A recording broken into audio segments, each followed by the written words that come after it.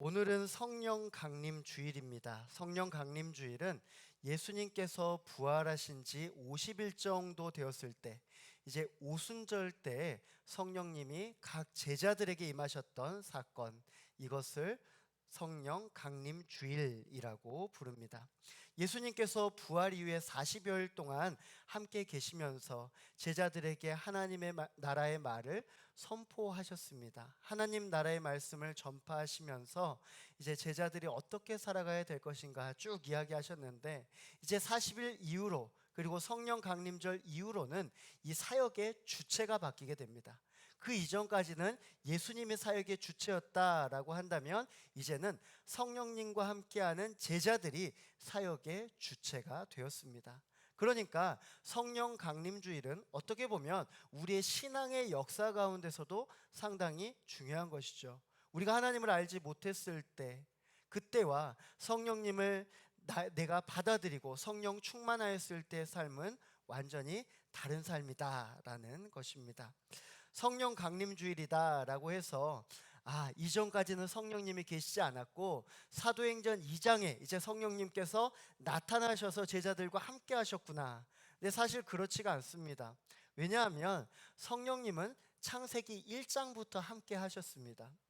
하나님께서는 성령님과 함께 동행하셨고, 그리고 구약 성경뿐만이 아니라 신약 성경 전체를 통틀어서 언제나 성령님은 우리 가운데 함께하여 주시는 줄 믿으시기 바랍니다. 복음서에서도 보면 예수님께서 공생애를 시작하실 때 성령님께서 예수님을 찾아오셨던 사건을 보여줍니다. 마태복음 3장 16절에서 17절의 말씀입니다. 예수께서 세례를 받으시고 곧 불에서 올라오실새 하늘이 열리고 하나님의 성령이 비둘기같이 내려 자기 위에 임하심을 보시더니 하늘로부터 소리가 있어 말씀하시되 이는 내 사랑하는 아들이요 내 기뻐하는 자라 하시니라. 아멘. 예수님께서는 공생애의 시작과 함께 성령님과 함께 하셨습니다. 그러니까 성령님과 함께 한다라는 것은 예수님께서 지금까지 가지고 있는 육체의 그런 연약함에 매어가는 것이 아니라 성령님의 강력하신 역사하심을 따라간다라는 것이죠. 실제로 예수님께서 세례 요한에게 세례를 받으신 후에 어디로 가셨죠? 광야로 가셨잖아요. 광야에 어떻게 가셨습니까? 성령에게 이끌려 가셨다라고 표현합니다. 이 성령에게 이끌려, 예수님께서 앞서가시고 성령님이 뒤따라온 것이 아니고 성령님이 앞으로 이끄셨다라는 것입니다. 광야로 이끄셨다. 여러분 어떠십니까? 여러분 동역자들 있으시죠? 여러분의 동반자, 때로는 여러분의 가장 힘이 되어주는 분이 곁에 계실 것입니다. 근데 어떻습니까? 다른 사람 다 빼고서라도 이분만 있으면 내가 힘이 생기잖아요. 이분만 있으면 내가 아무것도 걱정하지 않아도 되겠다. 그런데 예수님은 성령님을 받아들임으로 인하여서, 성령님과 동행하심으로 인하여서 그 다음부터 두려워하는 것이 아무것도 없었다라는 것이죠. 인간의 연약한 마음을 그대로 가지고 계셨던 예수님입니다. 그런데 예수님의 사역을 잘 감당하실 수 있었던 그 이유는 단순히 하나님의 아들, 그 신성을 가지고 계신 예수님뿐만이 아니라 나약한 육신을 가지고서라도 성령님과 동행하시면 우리 역시 삶 가운데 승리하게 되는 줄 믿습니다. 예수님께서 모든 사역 거부하시거나 포기하신 사역 전혀 없었습니다. 성령님과 함께라면 이미 경험이 있잖아요. 예수님께서는 이 성령님과 함께 하셨던 경험을 이제 제자들에게 알려주십니다. 요한복음 14장 16절은 이렇게 말씀합니다. 내가 아버지께 구하겠으니 그가 또 다른 보혜사를 너희에게 주사 영원토록 너희와 함께 있게 하리니. 아멘. 성령님은 태초부터 계셨다라고 말씀하셨습니다. 그런데 성령님께서 어디에 계셔요? 그냥 내 삶의 어딘가에 계셔요. 그런데 나와는 상관이 없어요. 이건 문제가 되잖아요. 성령님이 살아계시는 거 우리가 알잖아요. 근데 성령님이 나와 함께 하시지 않는다면 이것은 문제 아닌가요? 예수님께서 그것을 보셨습니다. 예수님께서 제자들을 보셨을 때 그냥 이대로 하면 안 되겠는 거예요. 예수님께서 하신 말씀 이해하지도 못하는 거예요. 성령님이 반드시 필요한 겁니다. 그러니까 예수님께서 하셨던 말씀이 성령님이 너희와 함께 오시기 전까지는 아무것도 하지 말아라. 아무것도 하지 말아라. 오늘 우리가 살아가면서 내가 하고 싶어 하는 것은 무엇입니까? 내가 정말로 갈망하는 것은 무엇입니까? 그렇다면 그 일의 주체는 누구입니까? 사랑하는 성도 여러분, 여러분의 삶의 주관자가 우리 성령님이 되시기를 간절히 소망합니다. 오늘 말씀을 보면 영원토록 너희와 함께하리니, 여러분 영원토록 함께한다 좋습니까? 싫습니까? 진짜로 좋습니까? 네, 감사합니다. 영원히 함께한다. 이것은 때로는 내 마음이 너무나 정말 큰 힘이 되는 말씀인 것 같아요. 영원토록 함께하신다. 그런데 이것이 힘이 될 때는 뭐죠? 내가 하나님과의 관계가 좋을 때. 여러분 생각해 보십시오. 사람과 사람 사이의 관계에서 때로는 정말로 친하게 지내는 분도 있고 때로는 멀찍이 떨어져서 지내는 분들도 있습니다. 지금 친하게 지내는 사람이 나중에도 친하게 지내는 사람이라고 장담할 수 있으십니까? 못하죠. 사실 그렇잖아요. 우리가 지금까지 성장하는 모든 살아가는 과정 가운데서 내가 언제나 가까이 두었던 사람은 언젠가는 멀어집니다. 그리고 저 멀리 있었던 사람이 나에게 가까이 다가옵니다. 그것이 바로 인간관계입니다. 왜 그럴까요? 서로가 서로에게 마음이 달라지기 때문이죠. 그런데 오늘 성령님께서 이렇게 하시겠다. 성령님께서 영원토록 너희와 함께 있게 하리니, 이것은 무엇일까요? 내 마음은 변하더라도 성령님의 마음은 변치 않겠다라는 하나님의 굳건하신 말씀이라는 것이죠. 자녀를 키우다 보면 깜빡깜빡할 때가 있습니다. 자녀들을 때로는 놓칠 때가 있습니다. 평상시에는 그렇지 않겠지만 생소한 환경이나 생소한 장소에 가서는 자녀의 손을 꼭 붙들고 다니다가 어느 순간에 놓쳐버리죠. 실제로 말하면 자녀가 손을 잡고 있다가 놔버린 것이죠. 본인이 매력적인 것을 찾아가는 것입니다. 한참 매력적인 것을 보다가 나중에 생각을 하죠. 아빠 어디 갔지? 엄마 어디 갔지? 깨닫게 되는 겁니다. 제가 자녀가 셋이니까 얼마나 그런 경험들이 있었겠습니까? 종종 있습니다. 종종 있어요. 아이들의 반응은 두 가지입니다. 화를 냅니다. 어디 갔냐고. 아빠 도대체 어디 가셨어요? 우리나 또 어디 가셨어요? 이게 첫 번째 반응. 두 번째는 울먹거립니다. 아빠 하면서 울먹울먹거려요. 마음이 또 짠해지죠. 그때 아이한테 얘기했어요. 만약에 다음번에도 똑같은 상황이 벌어지고 아빠를 잊어버리면 그냥 그 자리에 있어.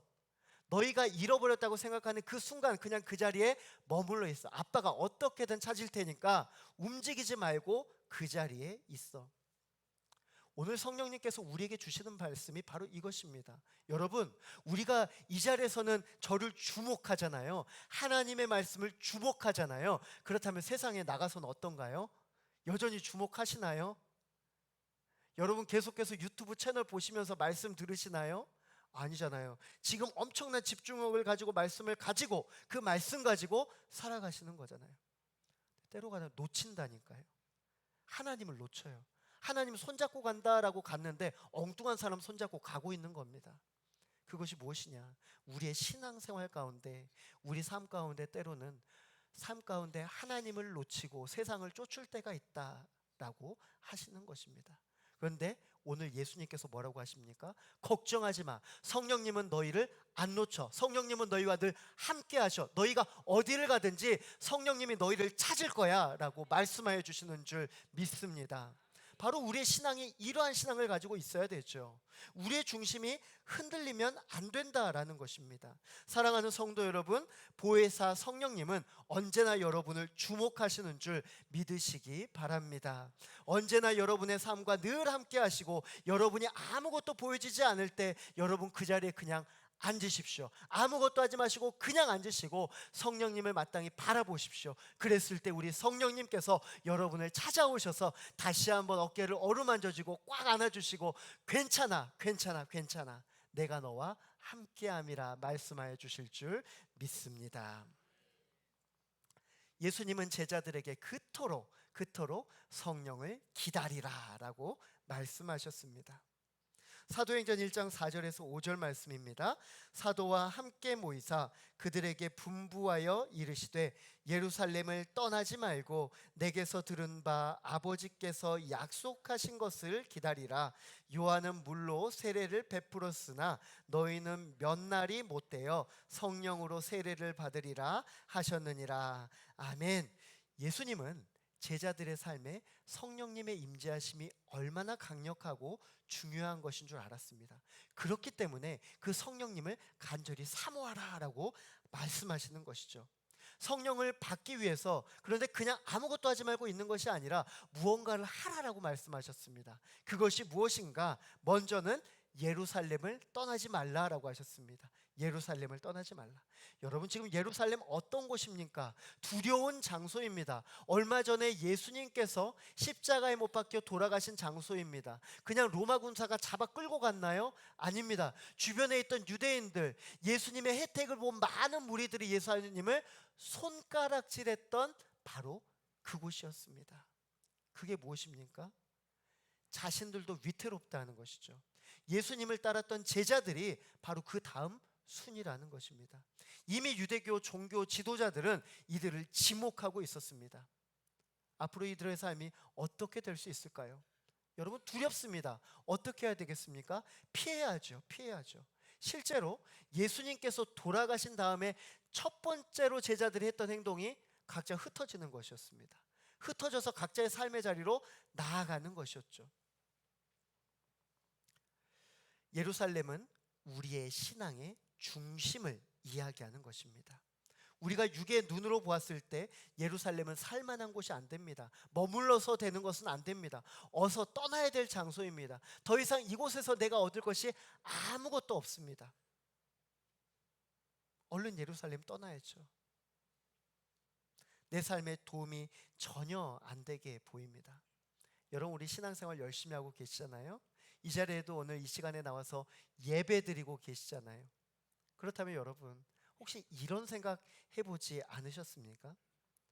내가 하나님 앞에 올려드리는 예배가, 내가 하나님 앞에 드리는 예물이, 내가 하나님 앞에 드리는 헌신과 봉사가 때로는 아깝지 않으십니까? 그 시간에, 그 노력에, 그 돈을 가지면 내가 이 세상 나가서 뭐라도 할 수 있을 것 같은데, 여러분, 그거 아깝지 않으세요? 내가 지금 잘하고 있는 것인가? 고민되지 않으십니까? 적당히 천국 갈 수 있을 정도만 신앙생활하면 참 좋겠는데, 내가 점수를 알고 있다면 천국 갈 수 있을 정도로만 점수를 따놓고 그 다음엔 세상 가운데서 그냥 내가 원하는 대로 좀 살아보고 싶은데, 이런 생각 해보신 적 없으십니까? 마치 아담과 하와가 뱀의 꼬임에 넘어갔던 바로 그때처럼, 어쩌면 우리는 정말로 탐스러워 보이는 세상을 바라보면서 성과학을 알게 하는 나무의 열매를 따먹으며 하나님처럼 되고 싶어 하지는 않습니까? 우리의 중심은 참 중요합니다. 우리의 중심을 신앙 안에 두는 것은 정말로 중요합니다. 세상의 모든 일은 중심을 잡는 것부터 시작합니다. 오늘 사랑하는 성도님들의 무게 중심은 어디에 있습니까? 여러분, 무게 중심이요, 한번 흔들리기 시작하면 어떻게 되죠? 왔다 갔다 하게 됩니다. 처음에 중심을 딱 잡으면 움직이지 않아요. 고정됩니다. 하지만 세상 가운데 유혹되어지고 조금씩 흔들리기 시작하면 걷잡을 수 없게 되는 것입니다. 내가 원하는 방향, 의지적으로 원하는 방향이 아니라 무게중심이 쏠리는 방향으로 나아가게 되는 것이죠. 오늘 예수님께서는 제자들에게 예루살렘을 떠나지 말라라고 하십니다. 이것은 육의 눈으로 보는 것이 아니라 영의 눈으로 바라보라라는 것입니다. 영의 눈은 두려운 장소가 아닙니다. 그곳에 머물러 있는 사람들 두려운 대상이 아닙니다. 오히려 한 영혼이 너무 불쌍해요. 한 영혼을 너무 긍휼히 여길 수밖에 없어요. 한 영혼 정말 그 쓰러져가는 영혼들, 영적으로 보았을 때 정말 기근 때문에 힘들어하는 그들을 바라보면서 어떻게 가만히 있을 수 있겠습니까? 어떻게 예루살렘을 떠날 수 있겠습니까? 그럴 수 없다라는 것이죠. 사랑하는 성도 여러분, 우리의 중심을 하나님께로 두시기를 간절히 소망합니다.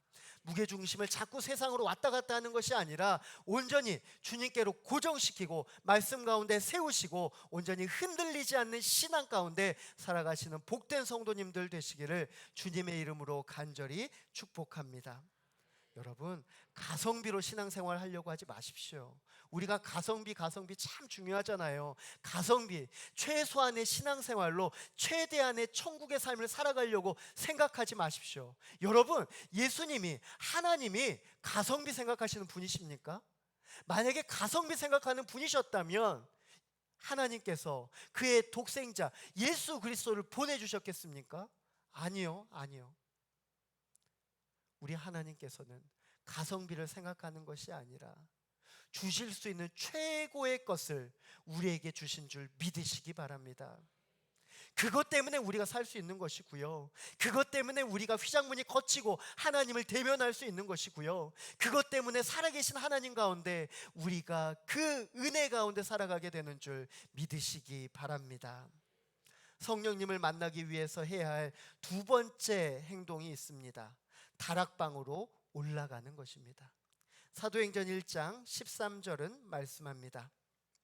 들어가 그들이 요하는 다락방으로 올라가니 요한, 야고보, 안드레와 빌립, 보아마, 바돌로메, 마테와 및 알피오의 아들 야고보, 셀로신 시몬, 야고보의 아들 유다가 다 거기 있어. 예수님의 제자들이 예수님의 말씀을 따랐습니다. 예루살렘을 떠나지 않았습니다. 그리고 그 자리에 머물렀습니다. 근데 예수님께서 뭐라고 말씀하셨죠? 예루살렘을 떠나지 말라. 다 이루었다. 떠나지 않았으면 됐다. 그냥 제자들이 거기에 머물러 있었습니까? 그냥 제자들끼리 모여서 그냥 그 자리에 있었습니까? 함께 그들의 삶을 나누었습니까? 아니죠. 성경은 그렇게 이야기하지 않습니다. 다락방으로 올라갔다라고 말씀하고 있습니다. 그곳에 예수님의 제자들과 예수님의 가족들이 있었습니다. 성경에 보니까 무려 120여 명의 성도들이 모여 있었다라고 말씀합니다. 여러분, 오늘 장소는 마가의 다락방입니다. 이 마가의 다락방이요, 상당히 신앙적으로는 중요한 장소입니다. 우리나라 말로는 다락방이라고 하지만 실제로 원어 라틴어를 보면요, 체나콜룸이라고 합니다. 체나콜룸이 뭔지 아세요? 식당입니다. 식당. 내가 지금까지 다락방, 마가의 다락방 생각하면 그냥 어디 여기 위에 천장에 바로 그 아래에 있는 그런 마가의 다락방을 생각했는데, 체나콜룸, 식당이라고 성경은 표현하고 있습니다. 이 장소에서 많은 일이 이루어졌습니다. 오늘 이곳은 기도하는 장소였습니다. 그 이전에 예수님과 최후의 만찬을 가졌던 곳이 바로 이 마가의 다락방입니다. 이곳이 바로 최초의 성만찬이 제정되었던 장소입니다. 그리고 예수님의 부활 이후에 예수님께서 제자들을 만나러 오셨을 때 그 만남의 장소가 바로 마가의 다락방이었습니다. 그뿐인가요? 오늘 바로 성령님이 임하신 곳이 마가의 다락방입니다. 정말로 역사적으로 아주 중요한 장소다라는 것이죠. 그리고 이곳에서 마띠아를 사도로 뽑았습니다. 사도행전 1장에서 이들이 다락방에서 했던 일은 바로 기도였습니다. 사도행전 1장 14절 말씀입니다.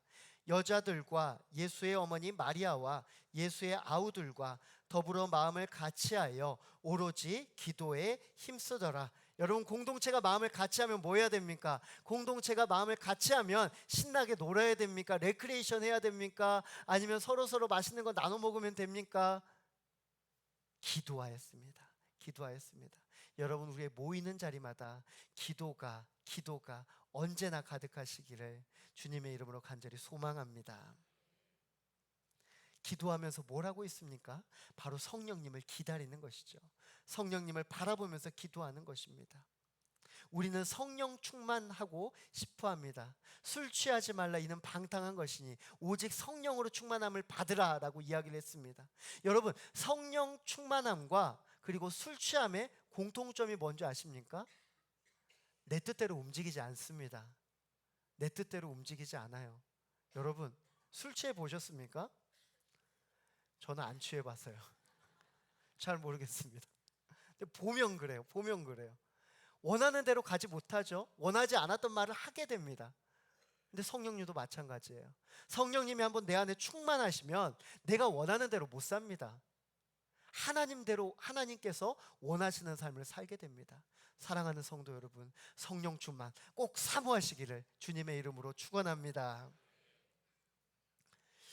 마가의 다락방은 제자들이 앞으로 성령을 받을 곳이었습니다. 마가의 다락방은 제자들이 성령으로 가득 채워질 장소였습니다. 내 삶의 전 인격적인 변화가 이루어질 곳, 그것이 바로 마가의 다락방이었습니다. 사랑하는 성도 여러분, 우리 이 자리에 나왔습니다. 예배드립니다. 이곳이 바로 여러분의 영적인 마가의 다락방이 되시기를 축복합니다. 여러분이 이 가운데서 기도할 때 성령님이 우리의 삶을 바꿔주시고, 내가 보지 못하는 것들을 보게 하시고, 내가 느끼지 못했던 것을 느끼게 하시고, 하나님의 강력한 역사하심을 통하여서 여러분의 삶 가운데서 이전에 살아가지 못하였던 성령 충만한 삶으로 거듭나시기를 주님의 이름으로 간절히 소망합니다. 우리가 예배드리는 이 공간이 또한 우리의 신앙의 역사적인 공간이 되기를 바랍니다. 누군가에게 이곳이 진지하게 하나님을 만나는 신앙의 시작점이 되기를 원합니다. 누군가는 연약해졌던 신앙이 다시 한번 강건해지고 그 신앙으로 인하여서 하나님 뜻 가운데 살아가시기를 간절히 축복합니다. 이 가운데서 이루어지는, 우리가 이 가운데서 기도할 때 그 기도의 모든 것들이 하나님 앞에 상달되어지고 기도에 응답받으시는 역사적인 공간이 되시기를 간절히 소망합니다. 이 가운데서 성만찬을 제정함으로 인하여서 주님의 살과 피를 함께 나누면서 우리가 하나 되어서 공동체로서 나아갈 때 우리 무학교의 공동체를 통하여서 하나님의 놀라운 일을 이루어 가시는 역사적인 공동체가 되어 가시기를 주님의 이름으로 간절히 소망합니다. 본문 1절은 말씀합니다. 오순절 날이 이미 이르매 그들이 다 같이 한 곳에 모였더니 부활하신 지 50일째 되는 날이다. 오순절이 50일째 된 날이다 하고 말씀드렸습니다. 그런데 예수님께서 부활하신 후에 며칠 동안 이 땅에 계셨다라고 하셨죠? 40일. 그러니까 그냥 단순하게 수학적으로 봤을 때, 그냥 숫자 개념으로 봤을 때 예수님께서 하늘로 올라가신 지 한 며칠 정도 만에 오늘 오순절 사건이 일어난 것입니까? 맞습니다. 대략 10여일 정도. 제자들은 여전히 모여서 기도하고 있었습니다. 이전과 달라지지 않았습니다. 여전히 이들은 예루살렘을 떠나지 않았습니다. 예수님의 말씀을 받았습니다. 그 가운데서 간절히 성령님을 사모하였습니다. 그때 오늘 사건이 벌어지게 된 것이죠. 2절에서 3절 말씀입니다. 호련히 하늘로부터 급하고 강한 바람 같은 소리가 있어 그들이 앉은 온 집에 가득하며 마치 불의 혀처럼 갈라지는 것들이 그들에게 보여 각 사람 위에 하나씩 임하여 있더니, 제자들은 여전히 모여서 기도하고 있습니다. 그런데 이전과는 조금 다릅니다. 다른 현상들이, 아주 놀라운 현상들이 자신의 삶에 나타나기 시작합니다. 먼저 청각적인 현상입니다. 급하고 강한 바람 같은 소리가 있었다. 그리고 또 한 가지는 시각적인 현상입니다. 마치 불의 혀처럼 갈라지는 것들이 그들에게 보여 각 사람에게 하나씩 임하여 있더니, 그러니까 그 가운데 기도하는 분들은 모두 다 안 거예요. 나만 성령을 받은 게 아니구나. 내 머리에도 성령님이 있고 상대방의 모든 성도님들 가운데서도 성령님이 함께 하시구나. 드디어 우리가 그토록 사모하던 성령님이 한 명도 빠짐없이 모두에게 임하셨구나. 사랑하는 성도 여러분, 모두가, 이 자리에 계신 모두가 성령 충만 받으시기를 축원합니다. 제자들은 기도하고 놀라운 현상을 보았습니다. 구약 성경을 보면 하나님이 사람에게 나타나실 때 여러 가지 현상들이 있는데 그 중에 대표적인 현상이 불로 나타나는 겁니다. 하나님께서 모세를 만나셨을 때, 그때 하나님은 모세를 불타는 떨기나무 아래에서 만나셨습니다. 이후에 하나님께서 모세에게 율법을 제정하여 주셨을 때, 그때 구름 사이에서 불기둥 가운데서 만나 주셨다라고 성경은 말씀하고 있습니다. 그런데 오순절 성령 강림 사건, 모두에게 임한 사건이잖아요. 집단적으로 이루어진 놀라운 사건입니다. 청각적으로, 시각적으로 모두가 이제 다 깨닫게 되는 것이죠. 이제 우리가 달라졌구나. 이들이 하는 것이 있습니다. 바로 방언이었습니다. 4절의 말씀입니다. 그들이 다 방언의 성령의 충만함을 받고 성령이 말하게 하심을 따라 다른 언어들로 말하기를 시작하니라. 여러분, 방언해 보셨습니까? 네. 방언 들어보셨습니까? 여러분, 방언하면 내가 무슨 말로 기도하는지 알 수 있습니까? 여러분, 방언을 들으면 상대방이 무슨 기도를 하는지 알 수 있습니까? 몰라요. 정말 특별한 분 빼고는 대부분은 모릅니다. 언젠가 한 목사님의 설교 말씀을 들었습니다. 어떤 목사님인지 기억은 나질 않아요. 근데 그 메시지의 내용이 기억합니다. 이 목사님이 아프리카로 선교를 가셨습니다. 그래서 이제 교회에 예배드리러 갔는데, 그 아프리카에 계시는 성도님들의 특성이 뭔지 아세요? 되게 흥겹습니다. 되게 흥겨워요. 얼마나 흥겹냐면 이들은 찬양이 그치지를 않고요, 말씀 듣는 것도 그치지 않고요, 기도하는 것도 그치지 않아요. 여러분, 우리 예배 시간 몇 시간이죠? 누가 1시간이라고 그랬죠? 우리는 안목간에 1시간이다 라고 생각을 합니다. 그렇기 때문에 오늘 또 딱 보면서 시계를 딱 보면서 17분 남았구나 이렇게 생각을 하시는 거예요. 우리 예배는 그냥 1시간이다 이렇게 생각하기 때문에. 아프리카 분들은 그렇게 생각하지 않아요. 그냥 끝나는 시간이 끝나는 겁니다. 계속해서 성령 안에서 춤추고 찬양하고 예배하는 이들의 삶이었습니다. 예배에 참여하신 거예요.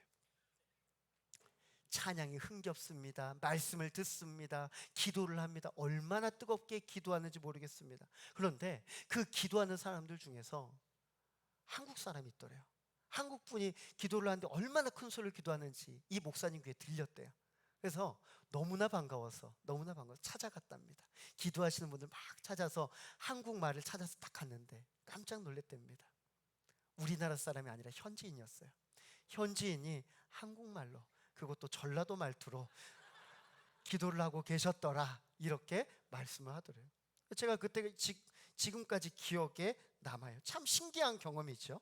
근데 오늘 본문에 보니까 이와 같은 일이 있었답니다. 5절에서 8절 말씀입니다.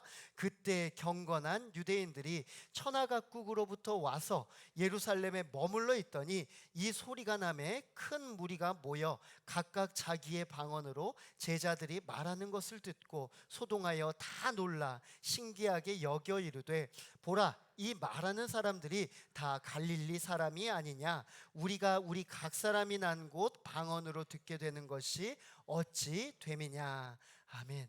이 말씀을 들은 사람이 누군지 아세요? 이 말씀을 하는 사람이 바로 경건한 유대인입니다. 왜 이분에게 경건한 유대인이라는 표현을 사용하였느냐?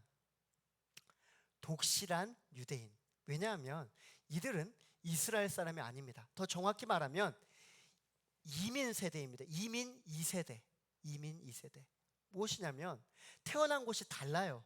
다른 나라의 언어를 가지고 있습니다. 그런데 절기를 따라서 유대교기 때문에 예루살렘으로 와서 예배에 참여하는 것입니다. 근데 자신들의 언어가 갑자기 들리는 겁니다. 찾아가 보니까 하나님의 말씀을 전하고 있는 거예요. 그런데 성경에서는 이 외국어로 말하는 사람은 갈릴리 사람이 아니냐 이렇게 말씀합니다. 여러분, 성경에서 갈릴리 사람이다 라고 외칠 때는 대체적으로 부정적인 단어로 사용되어집니다. 배운 것이 없는 사람, 부족한 사람, 주류가 아니라 비주류의 사람들을 갈릴리 사람이라고 하였습니다. 갈릴리 사람이라는 그 표현 가운데 예수님의 제자들이 얼마나 멸시를 받고 살았는지 알 수 있습니다. 예수님이 이제 떠나셨잖아요. 예수님이 떠나시고 이제 제자들만 남았잖아요. 앞에 나설 수가 없는 겁니다. 누가 말을 한들 들어주겠습니까? 아니요. 갈릴리 사람 아니냐? 얕잡아 보는 겁니다. 방언으로 각 나라의 말을 하는데도 이 무리들 중에서는 때로는 그 말을 듣는 이가 있었고 때로는 듣지 않는 이도 있었다라는 것이죠. 앞선 사도행전 1장 11절은 이렇게 말씀합니다. 이르되 갈릴리 사람들아 어찌하여 서서 하늘을 쳐다보느냐 너희 가운데서 하늘로 올려지신 이 예수는 하늘로 가심을 본 그대로 오시리라 하였느니라. 아멘. 이 말씀은 예수님께서 승천하실 때 흰 옷 입은 두 사람이 하신 말씀입니다. 근데 이들이 뭐라고 합니까? 갈릴리 사람들아. 이게 무엇이냐면 육의 사람들아, 육의 사람들아 이렇게 말하는 것입니다. 육의 사람들아. 지금 제자들이 뭘 하고 있었습니까? 하늘을 쳐다보고 있었습니다. 왜 하늘을 쳐다보았을까요? 예수님 가면 어떡해요? 예수님 우리 버리고 가면 어떡해요? 예수님 버리고 가면 우리 어떻게 살라고요? 하늘만 바라보고 있는 거예요. 근데 두 명의 흰 옷 입은 사람이 이야기하는 겁니다. 뭐 하고 있느냐? 갈릴리 사람들아, 갈릴리 사람들아. 육의 사람이라는 것입니다. 하지만 육의 사람으로 살아서는 안 된다라는 것이죠. 성령을 받아야 된다. 그렇기 때문에 예수님께서는 성령을 받기까지 기다리라라고 하신 것입니다. 결국 제자들이 성령을 받았습니다. 성령 충만한 삶을 살게 되었습니다. 여러분 여전히 갈릴리 사람입니까? 여러분 갈릴리 사람이 아니라 성령의 사람이 되신 줄로 믿으시기 바랍니다. 갈릴리 사람들아, 갈릴리 사람들아. 이제는 이 갈릴리 사람이 아니라 성령의 사람이 되어서 하나님의 큰 일을 방언으로 선포하는 역할을 하고 있는 것입니다. 이 제자들도 무슨 말 하고 있는지 몰랐습니다. 하지만 듣는 이들이 다 알았죠. 여러분 요즘 우리는 말씀의 홍수 가운데 살아가고 있다 말합니다. 내가 원하는 주제, 내가 원하는 목사님, 내가 원하는 본문의 설교를 들을 수 있습니다. 근데 여러분 설교 말씀 들을 때 어떻게 들으세요? 지금 여러분 예배 드리시는 모습이 얼마나 경건한지 몰라요. 여러분 일주일에 이렇게 경건하게 어떤 게 앉아서 집중하고 이런 시간이 있습니까? 아니죠. 여러분 지금 앉아서 지금 최대한의 집중력을 일주일에 1시간에 최대한의 집중력을 막 엄청 쏟아내고 있잖아요. 근데 여러분 이 지금 오늘 말씀의 홍수, 이 말씀의 홍수 속에 살아갈 때 우리가 말씀을 들을 때 세상 가운데 말씀을 들을 때 여러분 뭐 하십니까? 청소하면서 말씀 듣고요, 걷기 하면서 말씀 듣고요, 그리고 여러 가지 행동하면서 내 할 일 하면서 말씀을 듣는 것입니다. 말씀을 듣는 것입니까? 말씀이 들리는 겁니까? 들리는 거죠. 근데 우리가 들리다가 하나님의 들리는 말씀을 보다가 때로는 내가 좋아하는 말씀이 나옵니다. 아멘. 그런데 내가 안 좋아하는 말씀이 나옵니다. 어떻게 하죠? 네, 맞습니다. 다음 설교자, 다음 목사님. 내가 원하는 말씀은 취하고 내가 원하지 않은 말씀은 거부한다라는 것이죠. 근데 오늘 성경에 보니까 경건한 유대인들의 반응이 이 두 가지였습니다. 12절에서 13절 말씀입니다. 다 놀라며 당황하여 서로 이르되 이 어찌 된 일이냐 하며 또 어떤 이들은 조롱하여 이르되 그들이 새 술에 취하였다 하더라. 네, 어떤 이들은 말씀을 진지하게 받아들입니다. 그런데 어떤 이들은 말씀을 받아들이지 않습니다. 어떤 이들은 하나님의 말씀 그대로를 봅니다. 그런데 어떤 이들은 말씀을 전하는 자의 모습을 봅니다. 경건한 유대인들 중에는 갈릴리 사람이라고 얕보는 사람이 있었습니다. 술 취한 것 아니냐, 술 취한 것 아니냐 이렇게 이야기하는 사람, 너희가 하는 말 들을 필요가 없다 이렇게 이야기하는 것입니다. 하나님의 말씀을 받아들이지 못하고 있는 것이죠.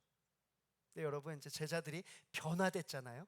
갈릴리 사람이 아니잖아요. 성령의 사람이 되었잖아요. 갈릴리 사람이 아니냐라고 했을 때 뭐라고 할까요? 아니야, 나는 이제 성령의 사람이야. 담대한 겁니다. 이제 절대로 위축되지 않는 것이죠. 하나님의 말씀을 그대로 전파하는 것입니다. 사랑하는 성도 여러분, 여러분을 수식하는 단어가 무엇입니까? 여러분의 직장이 직함입니까? 아니면 여러분의 가정을 대표하는 것입니까? 아니면 여러분이 지금까지 쌓아온 여러 이력서들이 여러분을 대표하고 있습니까? 사랑하는 성도 여러분, 성령님이 여러분을 대표하시기를 주님의 이름으로 간절히 축복합니다. 하나님의 사랑 안에서 힘을 얻는 성도님들 되시기 바랍니다.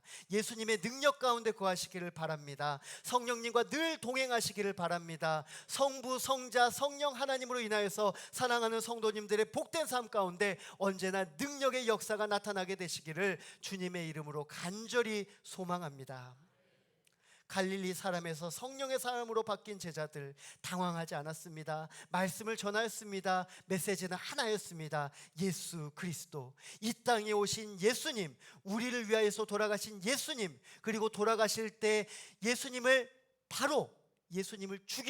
죽이려고 했던 그 무리들, 때로는 그 손가락질로 죽였던 무리들이 바로 그 자리에 있던 무리였다라는 것을 분명하게 말합니다. 그리고 예수님께서 부활하셨고 예수님이 승천하셨고 이것이 바로 우리가 바로 그 일의 증인이다 라고 말씀하셨습니다. 여러분, 이 가운데서 거짓말 있습니까? 여러분, 동의되지 않는 것 있습니까? 아니잖아요. 다 사실이잖아요. 다 사실입니다. 온전히 우리가 이 성령님의 역사하심, 예수님께서 이 땅에 행하신 모든 일을 진실로 받아들인다면 이제는 우리가 영적인 갈릴리 사람이 아니요, 이제는 우리가 성령의 사람이 되어서 이 세상 가운데 그 어느 것도 주저함 없이 담대하게 그리스도인으로서 살아가시기를 간절히 소망합니다. 예수님은 죄인들을 용서하여 주신다 말씀하셨습니다. 구원의 길을 열어준다 말씀하셨습니다. 36절의 말씀입니다. 그런즉 이스라엘 온 집은 확실히 알지니 너희가 십자가에 못 박은 이 예수를 하나님이 주와 그리스도가 되게 하셨느니라. 아멘. 하나님의 말씀이 자신의 말씀으로 받아들여졌을 때 제자들 앞에 있던 그 사람들, 유대인들은 마음에 찔렸다라고 말합니다. 무엇일까요? 지금까지는 쳐냈잖아요. 내 말씀 아니야, 술 취했어, 그것 아니야 이야기했잖아요. 말씀이 정통으로 내 가운데 들어오는 겁니다. 말씀이 부딪히니까 찔리는 겁니다. 어떻게 해야 될지를 모르겠는 겁니다. 그런데 그때 뭐라고 하신지 아세요? 37절의 말씀입니다. 그들이 이 말을 듣고 마음에 찔려 베드로와 다른 사도들에게 물어 이르되 형제들아 우리가 어찌할꼬 하거늘. 여러분, 뭘로 바뀌었습니까? 갈릴리 사람들이 아니라, 맞습니다, 형제들로 바뀌어버렸습니다. 나도 그렇게 되기를 원합니다. 나도 갈릴리 사람처럼 되기를 원합니다. 나도 여러분처럼 되기를 원합니다. 경건했던 유대인들이, 내세울 것 많았던 유대인들이 자신의 것들 다 내려놓고 오직 예수님만 따르기로 결단한 줄로 믿으시기 바랍니다. 말씀에 반응하였습니다. 말씀으로 새롭게 되었습니다. 마지막으로 사도행전 2장 38절에서 41절을 보겠습니다. 베드로가 이르되 너희가 회개하여 각각 예수 그리스도의 이름으로 세례를 받고 죄 사함을 받으라. 그리하면 성령의 선물을 받으리니 이 약속은 너희와 너희 자녀와 모든 먼데 사람 곧 주 우리 하나님이 얼마든지 부르시는 자들에게 하신 것이라 하고, 또 여러 말로 확증하여 권하여 이르되 너희가 이 패역한 세대에서 구원을 받으라 하니, 그 말을 받은 사람들은 세례를 받음에 이날에 신도의 수가 3,000이나 더하더라. 아멘. 사랑하는 성도 여러분, 우리가 성령을 선물로 받으신 줄로 믿습니다. 성령님과 동행하시는 줄로 믿습니다. 우리의 걸음이 곁길로 않게 되기를 바랍니다. 온전히 하나님의 뜻 가운데서 살아가시면서 온전히 성령의 선물 가운데 충만한 은혜 가운데 거하시는 복된 성도님들 한 분 한 분 되시기를 주님의 이름으로 간절히 축원합니다.